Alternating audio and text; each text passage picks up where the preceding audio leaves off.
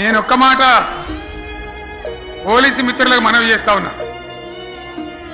ప్రజాస్వామ్యంలో ప్రజలకు అడిగే హక్కు ఉంటుంది, తప్పకుండా అడుగుతారు ప్రజలు.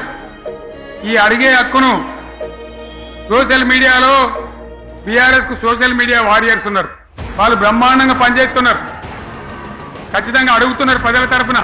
ఇంత అన్యాయం జరుగుతుంటే చూడలేక సోషల్ మీడియాలో పనిచేసే తెలంగాణ బిడ్డలు ఇది ఏమన్యాయమే ఎట్లా అని చెప్పి ప్రభుత్వాన్ని ప్రశ్నిస్తూ ఉన్నారు, ప్రజలకు మద్దతుగా నిలబడతా ఉన్నారు.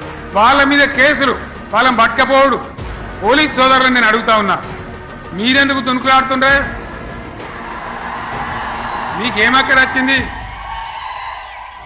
మీకొక్కటి చెప్తున్నా నేను, గ్యారంటీగా పోలీసు మిత్రులారా, ఇవాళ పోయి రాత్రి మీ డైరీలలో రాసుకోండి, మీ డైరీలలో రాసి పెట్టుకోండి.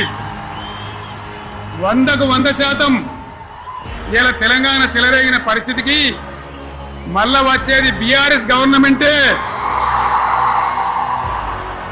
అది ఎవరు కూడా ఆపలేడు, అది ఎవరి తరం కాదు, ఎవరి వశం కాదు.